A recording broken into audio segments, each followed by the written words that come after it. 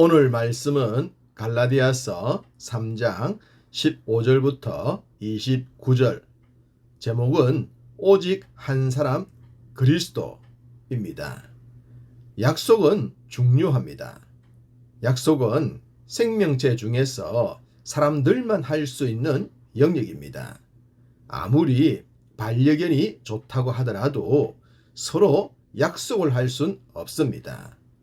그렇기 때문에 만약 인간 관계에서 약속이 지켜지지 않는다면 그것은 미물과 다를 바가 없다고 해도 과언이 아닐 것입니다.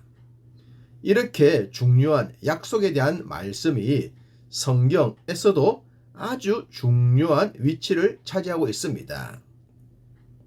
약속이라는 이 단어가 성경에서 가장 중요한 단어 중에 하나인 언약과 거의 같은 의미로 사용이 된다는 사실입니다. 우리는 성경이 구약과 신약으로 이루어졌다는 것을 잘 알고 있습니다.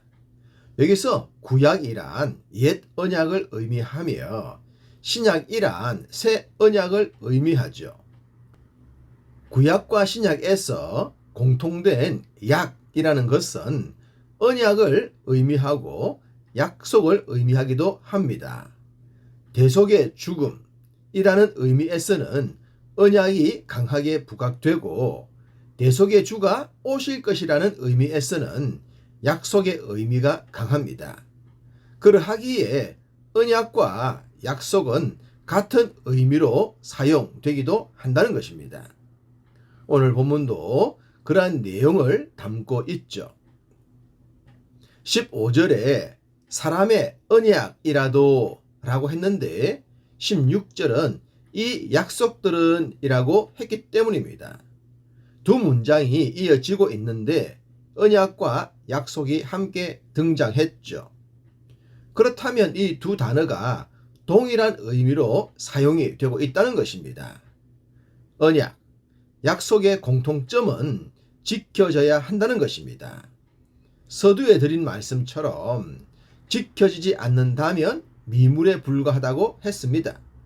사람이라면 짐승이 되고 싶지 않다면 약속은, 언약은 지켜야만 하는 것입니다. 반드시 지켜져야 하는 약속, 언약, 그것을 하나님께서 말씀하고 계십니다. 16절, 이 약속들은 아브라함과 그 자손에게 말씀하신 것인데 여럿을 가리켜 그 자손들이라 하지 아니하시고 오직 한 사람을 가리켜 내 자손이라 하셨으니 곧 그리스도라. 약속이 오직 한 사람 그리스도라고 말씀하고 있습니다. 실제로는 아브라함과 그 자손들에게 말씀하셨지만 궁극적으로는 그리스도라는 것입니다. 이 구절을 좀 더 넓게 이해하기 위해선 히브리서의 말씀을 참조해 볼 필요가 있습니다.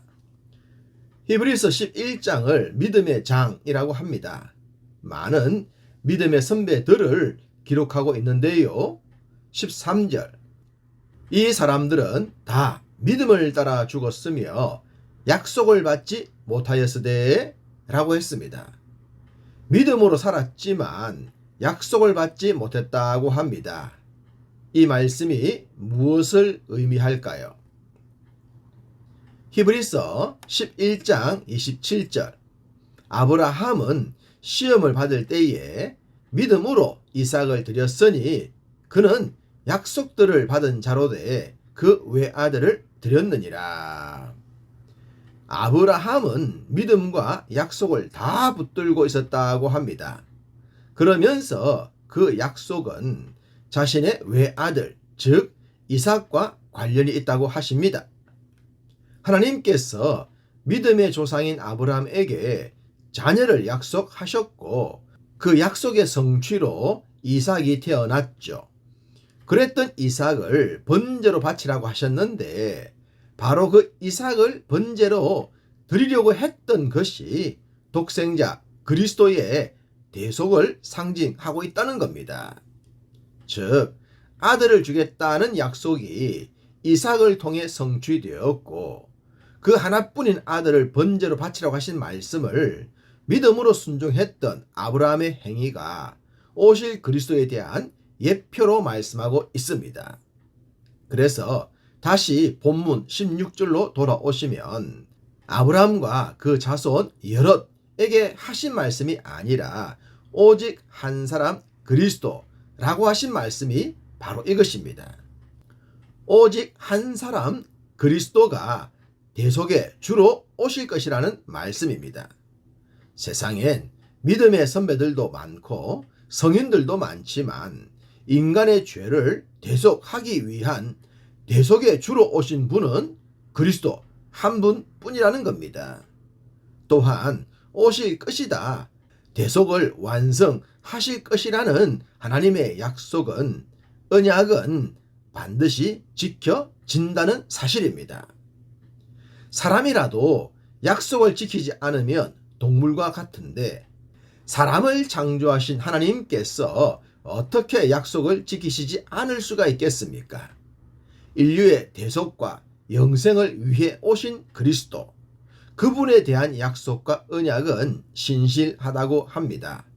17절, 내가 이것을 말하노니 하나님께서 미리 정하신 언약을 430년 후에 생긴 율법이 폐기하지 못하고 그 약속을 헛되게 하지 못하리라. 또다시 언약과 약속이라는 단어가 함께 등장합니다. 언약도 폐할 수 없고 약속도 헛되지 않다고 말입니다.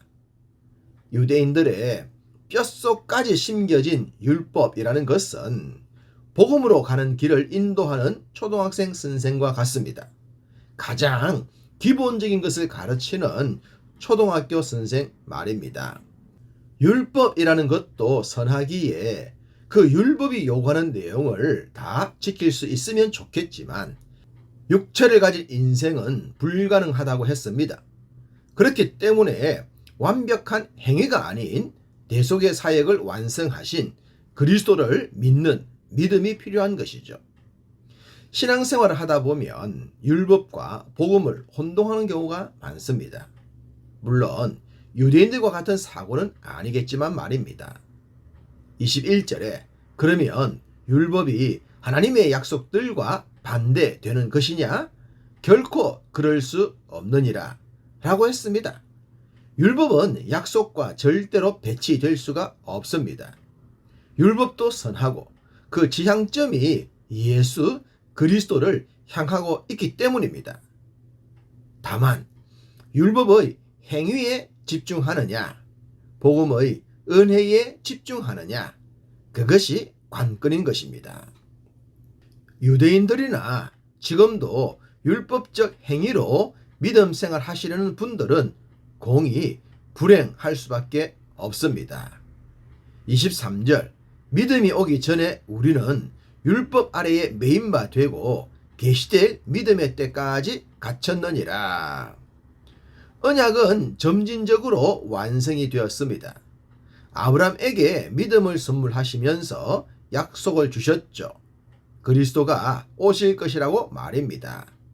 그 약속은 2000년이 지난 뒤에 성취가 되었습니다.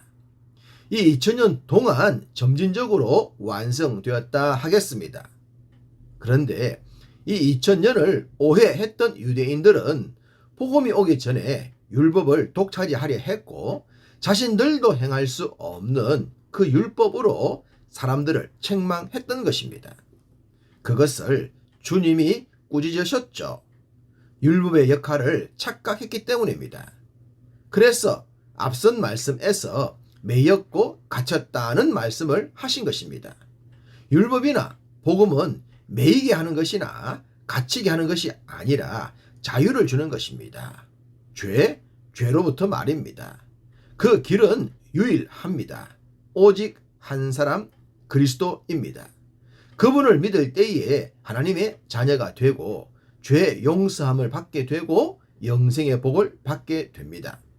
유대인, 헬라인, 종, 자유인, 남자, 여자 구별 없이 말입니다. 복음에 대한 이 확신, 유일하신 분 예수 그리스도, 그분에 대한 확신으로 오늘도 충만하시기를 간절히 소망합니다.